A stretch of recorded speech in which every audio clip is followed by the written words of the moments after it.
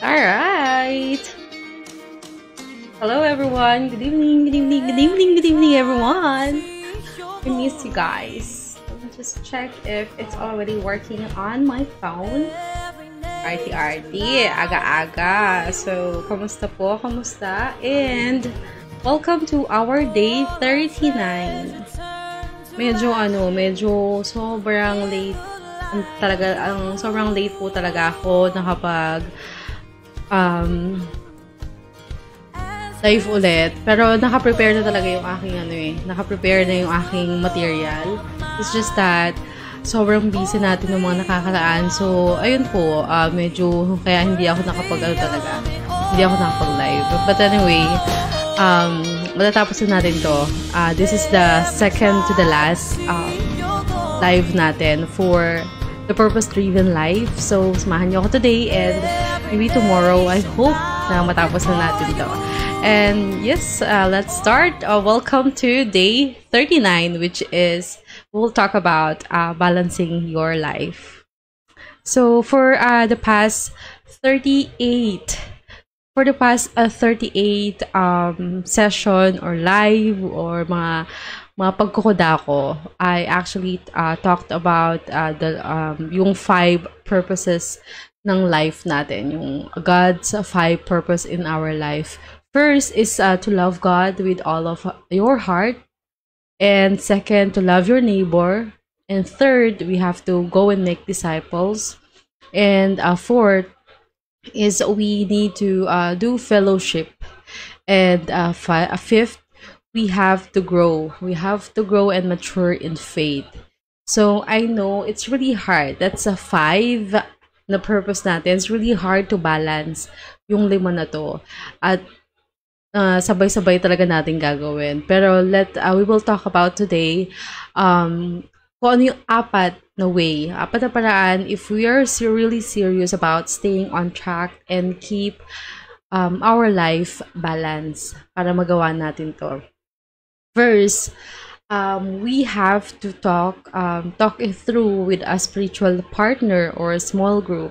So, ilang beses ko nang sinasabi at ilang beses kong sasabihin paulit-ulit na it's really important to really have a small group, to have a small group para you have a set of people na pwede mong makausap, pwede mag-pray sa'yo. Of course, you're going to study the word together, but you're going to share your life. You will encourage one another by your experiences. And hindi to Bible study at pagtitipon-tipon ng mga magagaling magbasa ng Bible. Hindi po yun ganun. We share lives. We are like family, and we study the Word of God, and we also share how the Word of God helps us to overcome some specific problems we had. And by studying the Word of God, we will definitely understand how we can apply it to our everyday lives. So, yun po.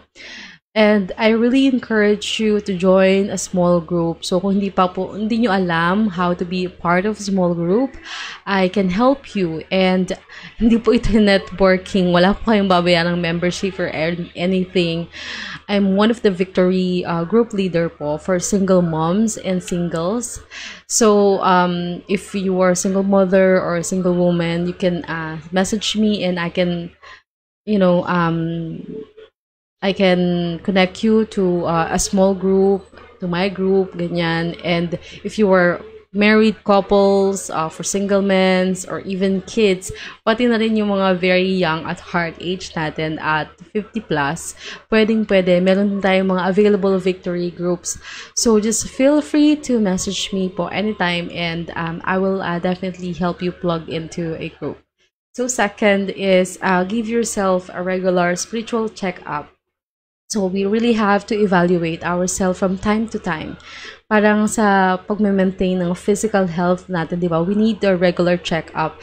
Ganun din sa spiritual health natin. We need to check our worship.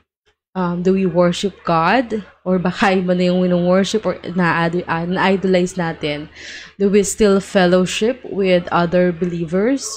Or nakikipag-fellowship lang tayo sa kanila every Sunday or kapag alam mo yun, ngayon, hindi yung open yung church. So, nakikipag-fellowship lang tayo kapag online service, di ba? Do you grow and mature spiritually or nasta ka na sa salvation mo? How is your ministry and your mission? Are we doing things na inutos ni God to fish for people? Do we spread good news? Or baka naman puro bad news na lang yun yung i-spread natin sa timeline natin, di ba? So, have a regular spiritual check-up. So, that is how we do spiritual check-up. Tignan natin lahat yon. I-assess natin yung mga sarili natin. Or we can ask help for someone na kilalang-kilala tayo na a-assess, alam yun, na pwede tayong tulungan para may assess tayo.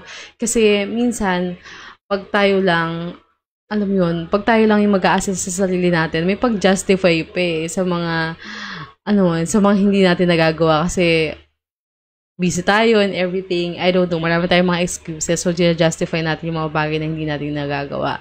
So, ask for help from others and be open for feedback. So, third, write down your purposes in a journal. So, kahit feeling mo wala kang nagiging improvement, feeling mo lang yun. Huwag kang masyadong feelingera, best. Di ba? I know that it's a process. It's a long process. But we can celebrate small wins. Mag-grow ka din. And that's slowly growing, and wag mong madaliin yung sarili mo. Just focus to God, know Him first. Hindi lang kilalanin siya, nakilala mo siya, pero yung magkaroon ka ng deep relationship sa Kanya at ma-realize mo how big, how sovereign, how loving, how merciful, how grateful, how caring our God is. Pag na-realize mo yun, panalo ka na. Para ka ng sobra. And hindi yung magaganda, pwedeng hindi lang yung magaganda yung isulat mo. Even your problems, your pains, your doubts talaga. Doubts, fears, and struggles. So, lahat yun kasama. And, di ba nga, our greatest lesson in life, galing sa mga pains natin, sa mga pagdaanan natin. So, sulat mo lang yung mga yun. And hindi lang positive, pati yung mga negative na nangyayari sa'yo. And time will come kapag binalikan mo yung mga panahon na na-overcome mo siya, na-realize mo how problems force you to focus on God. How problems draw you closer to other in fellowship. Kasi, syempre, kapag may problema ka, tendency, makikipag-usap tayo sa iba, di ba? So, it helps you draw closer to other in fellowship, build Christ-like character, and providing you with a ministry and give you testimony. So, every problem na pinagdadaanan natin is a purpose-driven. And, we have to pass. Pang-apat, pass on what you know to others. So, pass the baton, ika nga. So, if you want to keep growing, the best way to learn is to pass on what you have already learned. Kasi kapag tinuturo mo siya sa ibang tao, yung mga nalalaman mo, nare-remind ka din. Lalo na yun sa mga yung mga basic na akala mo, alam mo na. Minsan, yun pa yung basic na nakakalimutan natin So, minsan kapag nagtuturo tayo yung nagiging apektado. Alam mo yung nagba-bounce back yung mga tinuturo natin sa sarili natin. Kasi, lahat naman yun applicable naman yun sa lahat. So, mas nagiging the more you share the others what you know, mas lalo ka pang nagiging eager na matuto para mag-share sa iba. Hindi naman kasi may stop na lang yun sa atin, yung mga nalalaman natin. Tayo na lang, ganyan. Tayo na lang. Siyempre, we really have to share what we know to others. We should share it with others to help because we love them. Hindi dahil it's our obligation to teach them. We love because God loves us first. And we have to pass on what we learn from God's glory and for the growth of His kingdom. Hindi ko naman to isi-share sa inyo para lang magmukhang alam mo yun, magaling ako dito, hindi naman ako magaling dito. Marami na akong alam, parang ganun. Gusto ko pakita na marami na akong alam at mapakita na malalim na yung faith ko. Hindi naman kasi ganun po yun. I'm sharing this to you kasi I know that this will bring glory to God and He wants us to introduce people to Christ, bring them into His fellowship, help them grow to maturity and discover their place of service, and then send them out to reach others too. So, kapag may na-reach ako, kahit paano, kahit isang tao lang, at yung tao na yun is mag-reach din siya ng ibang tao, di ba? The angels in heaven is celebrating kasi may mga lost people na na-reach. So, this is what purpose-driven living is all about. Regardless of your age, the rest of your life can be the best of your life. And you can start living on a purpose today. Yun lang po. And grabe no. So let's pray.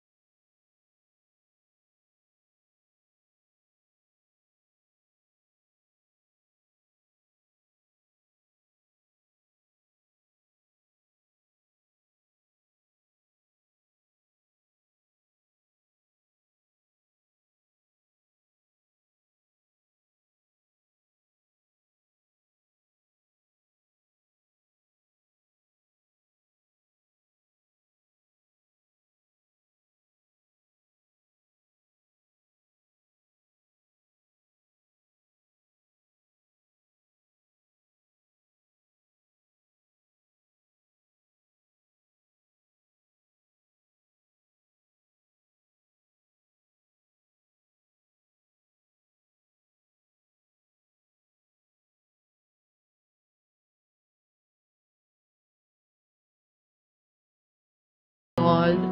And yet, lagi ko nakakalimutan na yung point to ponder natin. So, yan. Balik naman tayo sa tribes.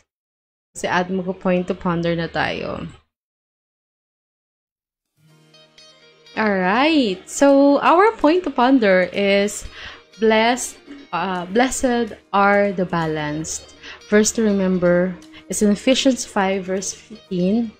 Live life with a due sense of responsibility, not as those who do not know the meaning of life, but as those who do. And question to consider, which of the 4 activities will I begin in order to stay track on and balance God's 5 purpose of my life? So, thank you so much again for watching, guys, at sa mga manonood pa nito. And see you on day 40. Bye!